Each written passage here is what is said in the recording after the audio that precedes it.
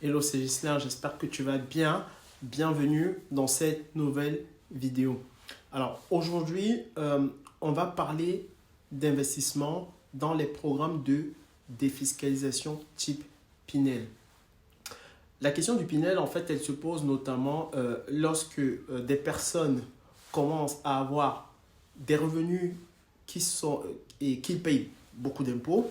Et ils veulent en fait réduire leur imposition, donc ils se tournent vers du Pinel.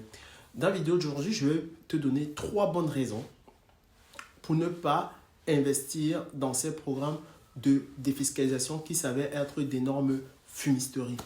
Mais avant tout, on va d'abord s'attarder sur la définition d'un investissement en défiscalisation. Alors, défiscalisation, ça veut dire que tu vas payer moins d'impôts. Pour faire simple. Alors, comment ça se passe? En fait, alors que l'État français veut favoriser la construction de logements neufs, et pour que les gens achètent ces logements, il va leur dire, OK, si vous achetez ça, nous on est content, et donc, pour que vous l'achetiez, on va vous donner une réduction d'impôt. Comme ça, l'État est content, et le nouveau propriétaire est content, alors tout va bien. Mais cette réduction d'impôt, elle est fonction du montant que tu as investi. Donc tu vas donc pouvoir bénéficier d'une réduction d'impôt de 2% du montant investi par an pendant 9 ans. Donc tu vas pouvoir bénéficier de cette réduction, d'une réduction totale de 18% d'imposition du montant total investi. Et tu peux étendre cette réduction d'impôt jusqu'à 12 ans. Et les années entre 9 et 12 font un taux réduit de 1% supplémentaire de tes impôts. Donc tu peux aller jusqu'à réduire ton imposition de 21% du montant investi sur 12 ans. Je te prends un exemple rapide pour que ce soit plus clair dans ta tête. Si tu achètes un appartement à 100 000 euros, tu peux déduire de tes impôts 2 000 euros par an pendant 9 ans, ce qui te fera 18 000 euros d'économie d'impôts pendant ces 9 ans. Puis ensuite, tu pourras déduire 1 000 euros par an pendant les années 10, 11, 12, donc 3 000 euros en plus de réduction d'impôts que tu peux aller économiser. Et tu vas donc économiser au total 21 000 euros d'impôts. On a tous été confrontés un jour ou l'autre à des propositions de programmes de défiscalisation. Ça peut être des conseillers en gestion de patrimoine qui vous les proposent. Ça peut également être les banques, en fait, ton conseiller bancaire, tout simplement, qui peut te proposer parce qu'il commercialise ce type de produit. Et ce que je propose aujourd'hui de vous dire, c'est dans la suite de cette vidéo, c'est de vous montrer 3 raisons pour lesquelles ces investissements sont une belle fumisterie.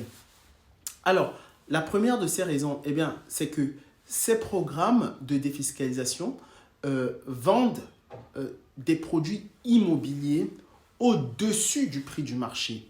Donc, en fait, ces produits peuvent aller jusqu'à 20, 30, voire 40% au-dessus du prix du marché. Alors, c'est vrai que généralement, on vient dire que les logements qu'on va vous vendre sont des logements neufs, ce qui est totalement vrai. Par contre, ces logements neufs vont coûter, encore une fois, 20, 30, voire 40% plus cher que des logements dans l'ancien qui auraient été rénovés. Alors, ça peut se comprendre tout à fait parce que ces programmes sont généralement livrés par des promoteurs. Donc, il faut bien que ces promoteurs rentrent de l'argent, surtout vu ce qu'ils vont faire sortir de terre. Mais ensuite, il va y avoir différents intervenants sur toute la phase de commercialisation de ces produits, sur toute la phase de distribution. Et donc, chacun en fait, de ces intervenants va prendre sa marge et c'est donc le client final, et ça va se répertorier sur le client final qui doit payer en quelque sorte l'ardoise. En gros, c'est un peu ça. Donc, c'est pour cette raison que ces programmes sont commercialisés bien plus cher que en fait, des programmes dans l'ancien ou des appartements ou des maisons dans l'ancien qui ont été rénovés. Alors, c'est vrai que sur ces programmes, on vous vend surtout la défiscalisation. On va vous dire, achetez des programmes de défiscalisation, vous allez pouvoir économiser de l'impôt. Mais ce qu'on oublie souvent de vous dire, c'est que votre bien immobilier, au travers de ces programmes, vous allez les acheter bien plus cher que le prix du marché. Donc ça, c'est quelque chose dont il faut être absolument conscient.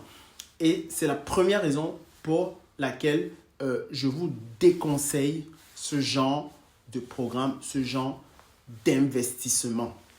La seconde raison pour laquelle je vais vous déconseiller ces programmes, c'est que ce ne sont pas des investissements immobiliers rentables. Je viens de vous dire il y a quelques instants que ce sont des biens immobiliers que vous allez acheter plus cher que le prix du marché.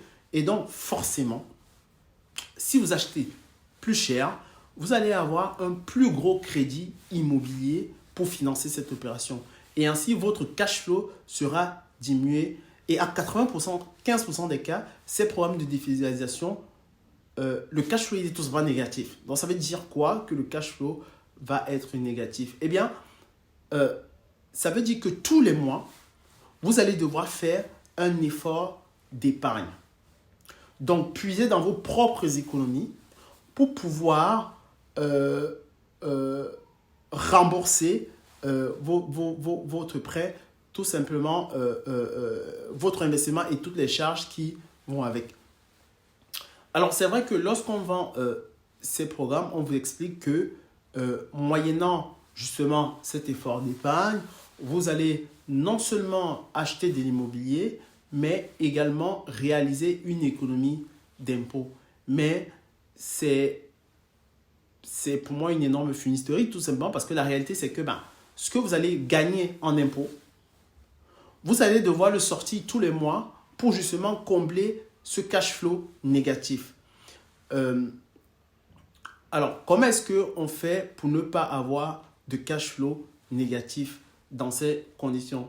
Eh bien, il va falloir mettre énormément d'apports à l'achat de votre projet immobilier.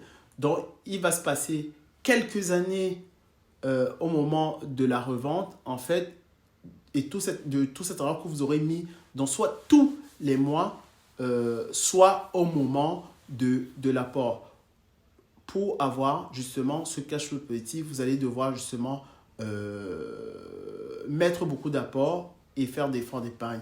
Et vous n'allez tout simplement pas récupérer votre mise initiale parce que en fait, vous l'aurez payé beaucoup trop cher. Et en plus, au moment de la revente, vous allez vous retrouver en concurrence avec des biens immobiliers dans l'ancien ou des programmes anciens qui sont issus de programmes de défiscalisation. Et donc, forcément, comme vous serez trop cher, vous allez même envisager de baisser les prix de vente de votre bien et vous allez perdre tout l'effort d'épargne que vous aurez fait et tout l'apport que vous aurez mis pour acheter votre bien. Et bien ça, ce n'est pas forcément quelque chose que vous allez récupérer. Alors en plus, si vous devez mettre de l'argent tous les mois de votre poche pour payer votre crédit immobilier et toutes les charges qui vont avec, il n'est pas rare que sur ce type de programme de mettre 200, 300, 400, 500, voire 600 euros d'effort d'épargne, vous serez également en concurrence avec des personnes qui ont également acheté ces programmes de défiscalisation et qui vont les vendre au même moment que vous, tout simplement. Donc, car ils ne bénéficieront plus de la réduction d'impôt, donc ils vont vouloir vendre. Donc, la règle d'or quand on investit dans l'immobilier, c'est d'avoir un cash flow positif et de dégager de la trésorerie. Toutes les charges, c'est-à-dire le crédit immo, les charges de copro, la taxe foncière, etc., doivent s'autofinancer par le loyer qu'on vous verse. Donc, voilà pour moi la deuxième raison pour laquelle je considère que en fait, cet investissement immobilier dans les programmes de défiscalisation n'est pas bonne. C'est tout simplement parce que ce n'est pas rentable et on vous demande un effort d'épargne tous les mois. Et moi, ça ne correspond pas à ma vision de l'investissement immobilier. La troisième raison pour ne pas investir dans ces programmes, c'est qu'en fait, les loyers vont être capés. Et les locataires que vous allez mettre dans ces programmes de défiscalisation doivent correspondre à certains critères. Et donc, il y a également des paliers de ressources, en fait, que vous ne devez pas dépasser. Et lorsqu'on investit dans l'immobilier, c'est parce qu'on souhaite, et lorsqu'on souhaite faire de l'immobilier à haut rendement, c'est parce qu'on souhaite gagner de l'argent. Mais le but, c'est quand même d'aller chercher le loyer le plus élevé. Or, dans ce cas, on vous oblige à caper vos loyers. Et pour aller chercher une bonne rentabilité, vous devez appliquer différentes stratégies telles que la location courte durée, la colocation, etc. Donc, le fait de caper les loyers, en fait, ça fait que vous allez être obligé de mettre un certain type de locataires dans vos appartements qui vont répondre à un certain nombre de critères. Et en fonction de la zone géographique dans laquelle le bien est situé, vous allez avoir vos loyers qui seront capés.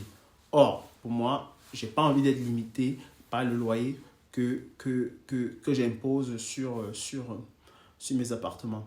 Donc, lorsqu'on fait de l'immobilier, on aime quand même avoir le choix sur son type de locataire parce qu'on sait très bien ce qui se passe lorsque, malheureusement, un locataire ne paye pas. Ça devient très, très difficile et on peut rentrer dans des procédures interminables qui nous font perdre beaucoup d'argent. Alors, je disais en début de vidéo que ce qu'on vous vend surtout dans ces programmes de défiscalisation, c'est les économies d'impôts. Mais cette économie d'impôts, en fait, elle se fait au détriment de tout l'effort d'épargne que vous faites tous les mois et éventuellement de l'apport que vous allez mettre, un apport important du coup que vous allez mettre à l'achat de votre bien immobilier.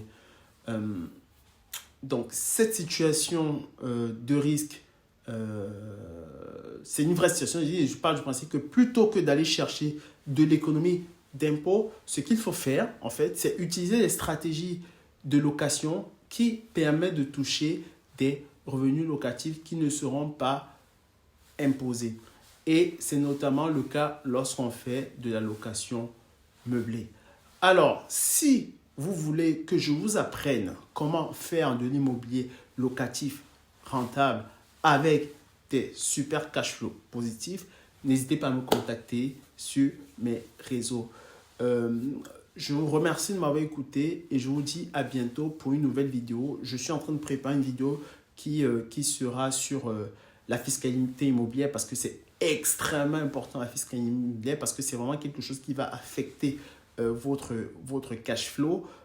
Donc voilà, je prépare ça et puis je vous dis à bientôt pour une nouvelle vidéo. Bye.